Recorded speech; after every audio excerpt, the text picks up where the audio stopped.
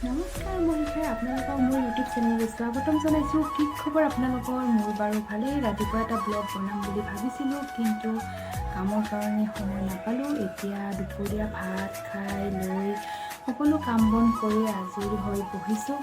বাৰু কাইলৈ আপোনালোকক মই এটা ভিডিঅ' দিছিলোঁ, আপোনালোকে কেনেকুৱা পালে জনাবচোন। সেইটো মোৰ প্ৰথম ভিডিঅ'।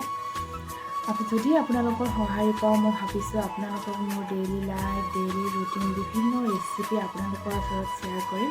আৰু যদি ক'ৰবাত ফুৰিবলৈ যাওঁ তাকো দেখাম। প্ৰথম ভিডিঅ' ভাল নহ'বও পাৰে, চেষ্টা কৰি থাকিম, লাহে লাহে ঠিক হ'ব সেই বুলি ভাবিয়েই আৰম্ভ কৰিছোঁ। এতিয়া মোক বাবুৱে মাতি আছে, সি বোলে ফুচকা খাব। মই বাৰু তালৈ ফুচকা বনাওঁ, আপোনালোকে ভিডিঅ'টো চাই থাকিবচোন।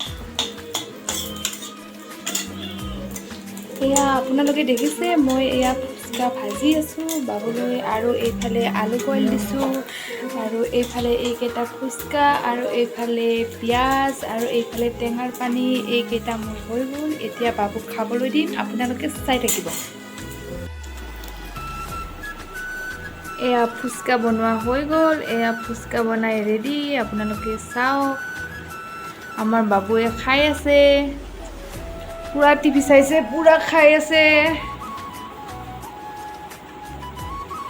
আপোনালোকে দেখিলে বাবুক ফুচকা বনাই দিলোঁ, বাবু ফুচকা খাই আছে, টিভি চাইছে, পুৰা ফুচকা খাই আছে একেবাৰে।